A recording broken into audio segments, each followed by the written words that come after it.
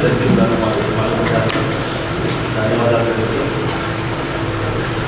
ఈ జనరల్ శాఖ ఆధ్వర్యంలో ఈ అధ్యయనం ఈరోజు ఈ క్లాసు మూడవది.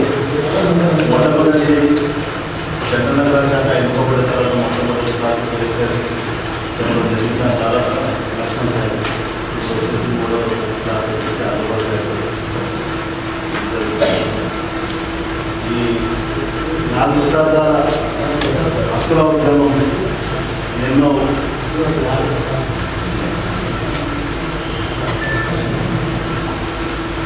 ఛాలెంజెస్లకు ఎదుర్కొంటూ సమాధానం పరుచుకుంటూ తన సుదీర్ఘ ప్రయాణాన్ని కొనసాగిస్తున్నది. ఈ యొక్క ఉద్యమం జరుగుతున్న క్రమంలో ఎదురైనటువంటి సమస్యలు మరియు ఎదురవుతున్నటువంటి సమస్యలు కూడా ఉన్నాయి. కాబట్టి మన రాష్ట్ర సహాయ కార్యదర్శి రఘునాథ్ సార్ ఈ ఉద్యమం ఎదుర్కొంటున్నటువంటి కొన్ని ఛాలెంజెస్ విషయంలో సార్తో మాట్లాడవచ్చున్నారు. ఆయన కొన్ని ప్రశ్నలు సార్ చెప్పవచ్చున్నారు. సార్ ఆ కోణం గురించి మాట్లాడాలని ఎక్స్పెక్ట్ చేస్తున్నాం. కాబట్టి అట్లాంటి సమస్యలు 2 నిమిషాలు మాట్లాడేసి దాని తర్వాత సార్ క్లాస్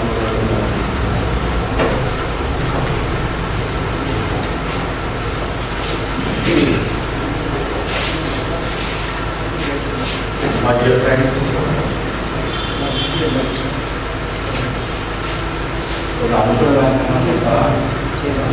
మొదలవుతుంది.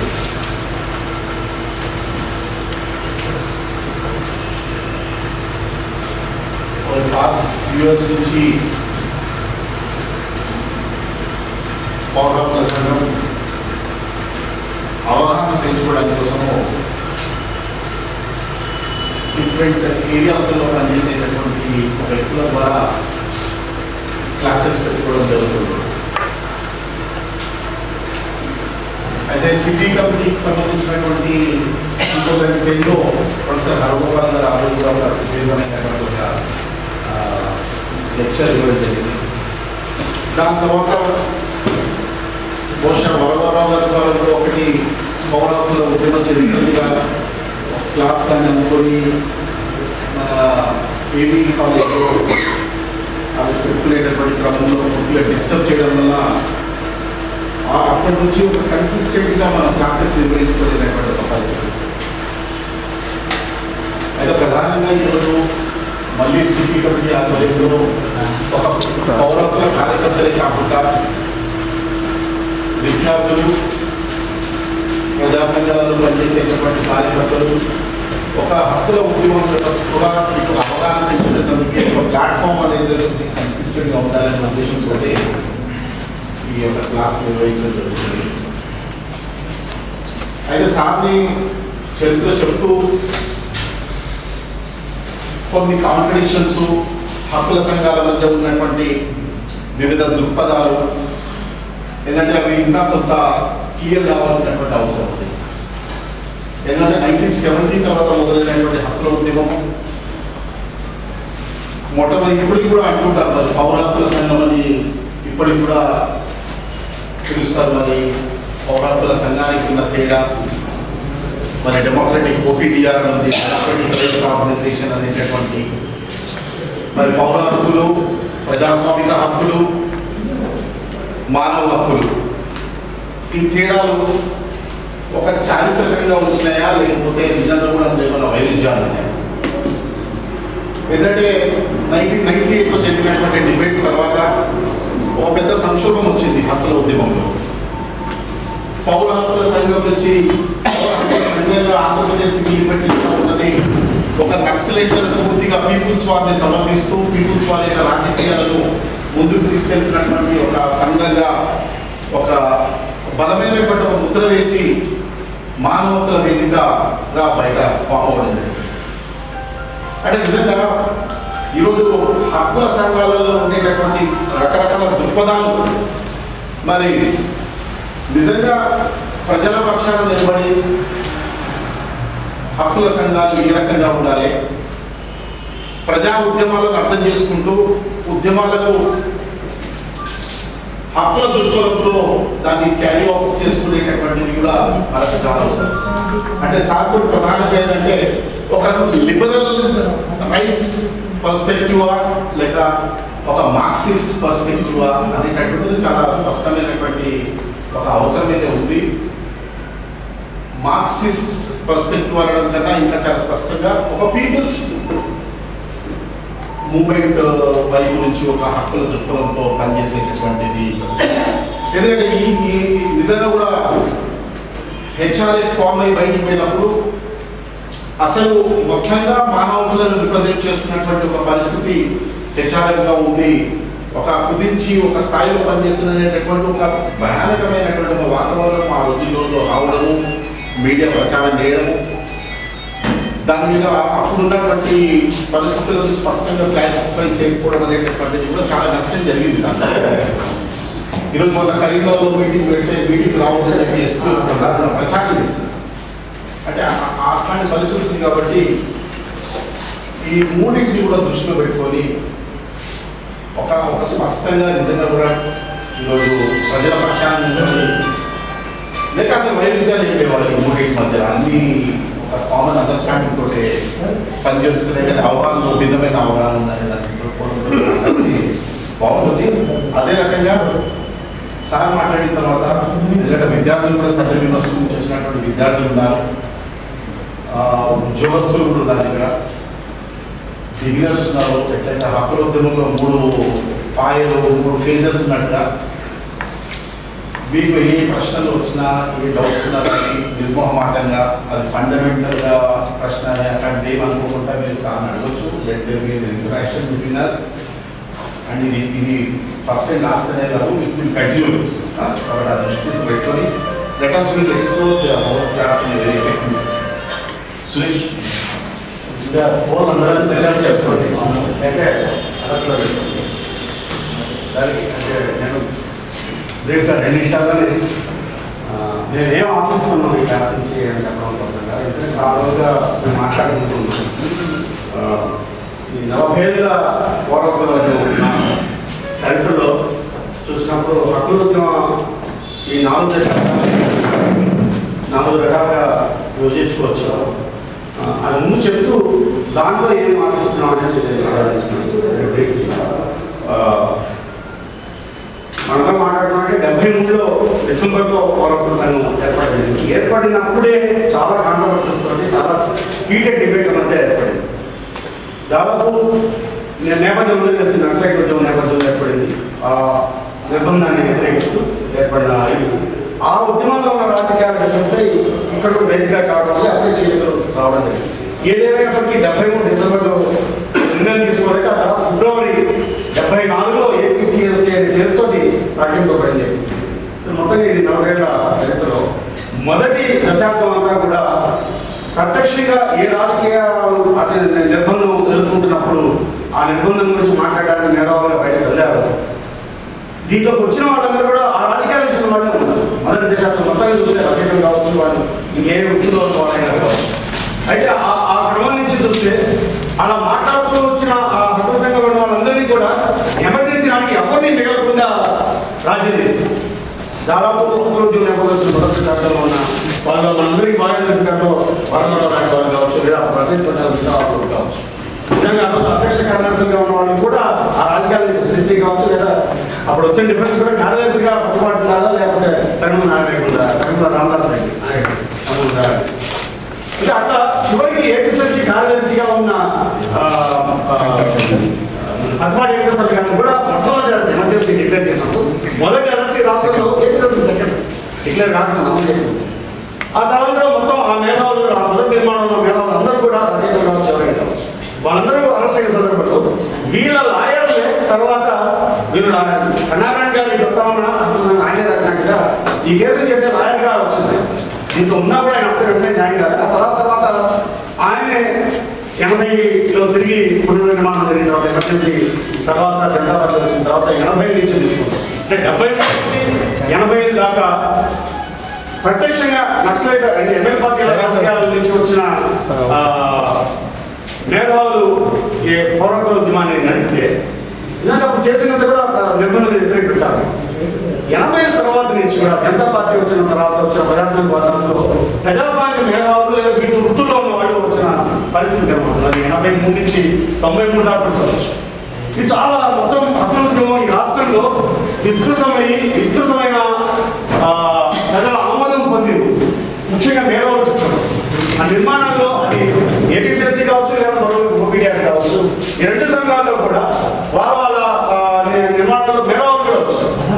సరే, ఏపీసీఎస్సీ అయితే ప్రతినిధి ఈ రాష్ట్రంలో చాలా రంగాల నుంచి ఉన్న మేధావులు కూడా 83 నుంచి 93 దాకా వచ్చారు. రావడమే కాకుండా ఆ వాతావరణంలో 83-93 మధ్య మొత్తం విద్యార్థి ఉద్యమాలు, యువజన ఉద్యమాలు లేదా దళిత ఉద్యమాలు, స్త్రీల ఉద్యమాలు, విస్తృతంగా ఉద్యమాలు అద్భుతమైన దశాబ్దం.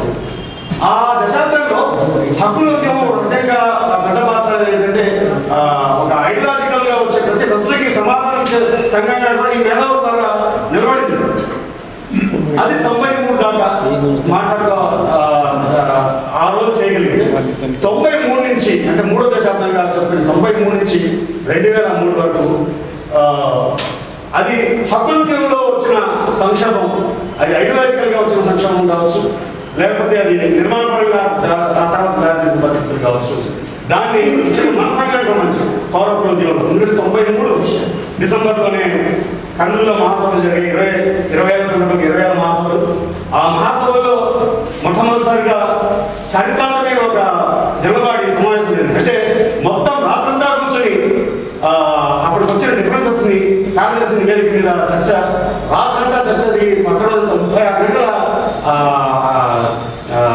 అంటే మొత్తం కంటిన్యూస్ డిబేట్ కార్యక్రమం జరిగిన తర్వాత అప్పటి నుంచి నిజానికి నేను అనుకుంటాను ఆ ముందు 83-93 దేశాల్లో వచ్చిన మేధావుల్లో బహుశా అక్కడి నుంచి కొంత డిఫరెన్సెస్ స్టార్ట్ అయ్యాము. ఆ డిఫరెన్సెస్ స్టార్ట్ అయ్యి ఆ రకమైనటువంటి ఐడియాలజికల్ డిబేట్ సంస్థలో ఉన్న మేధావులు కావచ్చు లేదా సంస్థను అభిమానిస్తూ బయట ఉన్న మిగతా ప్రజాస్వామ్య శక్తుల మధ్య కావచ్చు ఒక డిబేట్ కూడా స్టార్ట్ అయ్యింది. ఆ డిబేట్ ఒక పర్యవసానమే పౌర హక్కుల ఉద్యమంలో అది ఏపీసీఎస్గా అంతిమంగా మనకి 98లో జరిగిన 25వ మహాసభ సందర్భంగా ఏపీసీఎస్సీ తదనంతరం హెచ్ఆర్ఎఫ్గా ఏర్పడడం అనేది జరిగింది.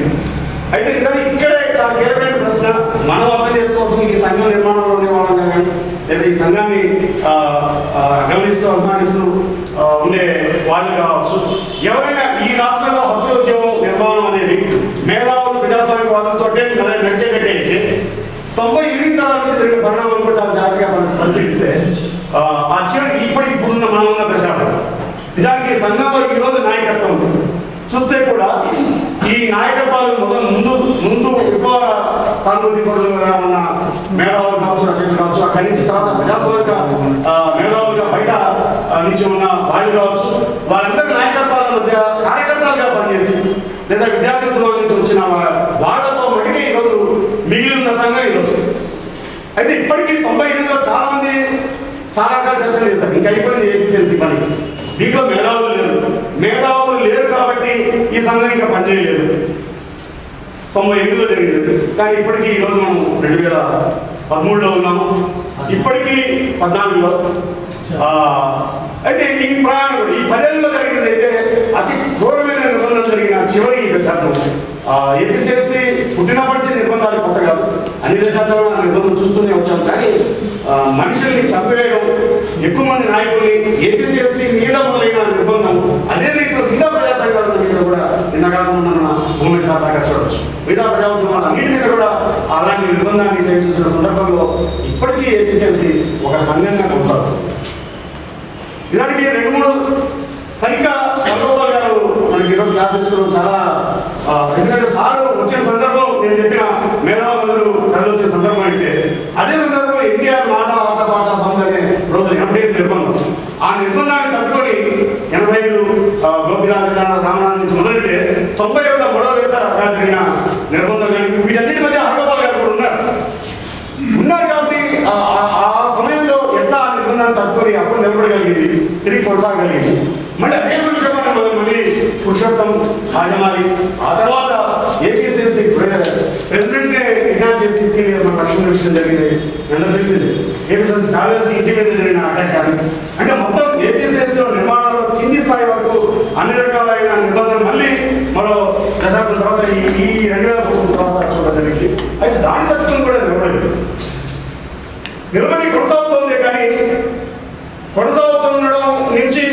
సంఘంగా మనం కొనసాగుతున్న గురించి మనం ఈ సంఘంగా మనం చేస్తున్న బాధ్యతని ఈ సంఘం నిర్వర్తిస్తుంది అనుకున్నామా, లేకపోతే ఈ సంఘం చేసే మొత్తం కార్యాచరణలో భాగంగా నిజంగా ఈ కార్యాచరణ ఈ రోజు నుంచి పనిచేస్తుంది సంఘం హక్కుల సంఘాల్లో అనే రాష్ట్రంలో మొదటి పోరాటం సంఘం.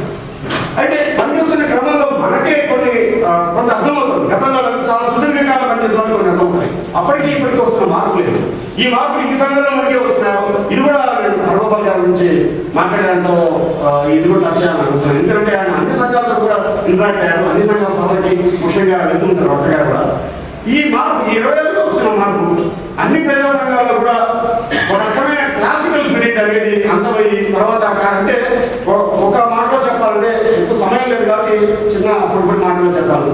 మేధావులు కూడా మిళితమై నడిచిన సంఘంగా ఒక రకంగా సమాజం ఒక వ్యాఖ్యాతగా ఉన్న స్థాయి నుంచి ఆ రకంగా అన్ని సంఘాల వాళ్ళు వాళ్ళ సభకి ఏపీసీఎల్సీ నాయకత్వం ఇచ్చే దశ నుంచి ఏపీసీఎల్సీ నుంచి నిజానికి ఇప్పుడు కొంత ఆహ్వానం లేకపోవచ్చు, కానీ కార్యాచరణ అయితే ఇప్పటికీ ఉంది ఏపీసీఎల్సీ.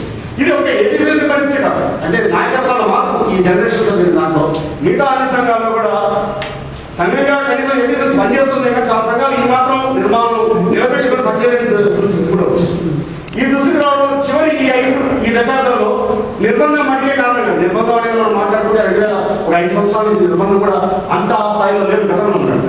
మరో వేరే కారణాలు దానికి రూట్స్ ఎకనామిక్ పాలసీస్ 2 దశాబ్దంలో ఉన్నాయా, వాటి ప్రభావం ఎలా ఉంది, లేదా ప్రజా సంఘాలన్నింటిలో కూడా వస్తున్న మార్పుల్లో మేధావులందరూ కూడా అంటే ఈ సంఘం ద్వారా ఎదిగిన మేధావులు, ఈ సంఘం ద్వారా గుర్తింపు తెచ్చుకున్న మేధావులందరూ కూడా వాళ్ళు ప్రధానమైన బాధ్యతలు లేకుండా కార్యకర్తల మటుకే మిగిలిపోయి కార్యకర్తల సంఘాలు నిలబడే స్థితిలో వచ్చిన సందర్భంలో నిలబడున్నాం. ఈ స్థితిలో ఎందుకు ఈ పరిణామం జరుగుతుంది? ఎందుకంటే ఈ సంఘం మొదలైనప్పుడు మా యువత మాట్లాడుతున్నప్పుడు ఉన్న వాతావరణం మధ్యలో ఒక వెల్లువలాగా ఒక ఉద్యమంగా మేధావులందరూ కూడా దీని చుట్టూ రావడం, తిరిగి ఆ మేధావులందరూ వెనక్కి వెళ్ళిపోవడం అనేది ఒక స్పష్టమైన వాస్తవం లేదు. దాన్ని అంగీకరించడానికి మనమే మొహమాట పడాల్సిన అవసరం లేదు, దాచుకోవాల్సిన అవసరం అంతకన్నా కాదు. ఈ పరిణామం ఎందుకు జరిగింది? దీనికి ఈ సంఘంలో ఉన్న చూసిన కారణాలు కావచ్చు, లేదా ఈ సంఘం బయట కూడా పరిస్థితులంతా చూస్తున్నాం కాబట్టి వాటి పరిణామాలు వీటి మధ్య కార్యాచరణగా చూసుకుంటే తిరిగి ఏపీసీఎల్సీ ఇప్పటికీ నిలబడదు. ఎందుకంటే ఒక పెద్ద ఉద్యమంగా మహా ఉద్యమంగా తెలంగాణ ఉద్యమం మన ముందు ప్రత్యక్ష దాఖలు ఉంటే దాని గురించి మాట్లాడిన హక్కుల సంఘం అయితే ఏపీసీఎల్సీ. చాలా ఆశ్చర్యకరమైన విషయం. ఎన్నెన్నో చిన్న ఉద్యమాల గురించి మాట్లాడిన హక్కుల సంఘాలు రాష్ట్రంలో 3-4 దాకా ఉన్నాయి. చాలా కాలంగా పనిచేసి కొత్తగా వచ్చిన హెచ్ఆర్ఎఫ్ కోసం వాళ్ళందరికన్నా కూడా ఎక్కువగా పనిచేసింది ఏపీసీఎల్సీ తెలంగాణ ఉద్యమం. కానీ ఇంత పనిచేసి వచ్చిన తర్వాత కూడా కోదండరాం గారు ఒక విమర్శ చేశారు. నిజంగా సరైన విమర్శ అయితే ఏంటి అంటే అలాంటి విమర్శలు వ్యక్తులుగా ఆయన కావచ్చు, లేదా కొందరు కావచ్చు హక్కుల ఉద్యమం చేయాల్సినంత చేయలేకపోతుంది. అంటే ఇంత పెద్ద తెలంగాణ ఉద్యమంకి చేయాల్సినంత చేయలేకపోతుంది అని అంటే బహుశా హక్కుల ఉద్యమం ఇంత విస్తృతంగా జరిగే ఉద్యమాల్లో హక్కుల ఉద్యమం పాత్ర చాలా తక్కువ ఉంటుంది. ఎవరు పట్టించుకొని ఎవరి గొంతు వినబడంలో వాళ్ళకి సంబంధించి ఎక్కువ పని హక్కుల సంఘం మనం చేయాల్సి ఉంటుందా అనే చర్చ కూడా మనం చేసుకోవాల్సిన అవసరం ఉంటుంది. అయితే ఈ 40 ఏళ్ల చరిత్ర అనేది చాలా పెద్ద టాపిక్ కాబట్టి దాంట్లో ఎన్ని సమాధానాలు సార్ ఎలా ఇస్తారో నేను ఆశిస్తున్నాను. ఇట్లా ఈ క్రమంలో హక్కుల ఉద్యమం మొదలైన దగ్గర నుంచి ఇప్పటిదాకా దాన్ని వెళ్తున్న దశలో చూసినప్పుడు నేను ఒక చిన్న పోలిక సార్కి గుర్తు చేస్తూ ఆ రకంగా మాట్లాడడం కోరుతున్నాను. ఎందుకంటే 1936లో హక్కుల ఉద్యమం భారతదేశంలో మొదలైంది. అప్పుడు ఎమ్మెల్యే పార్టీ లేవు, కాదు ఎమ్మెల్యే అప్పుడు ఉన్నది కాంగ్రెస్ పార్టీ. నిజానికి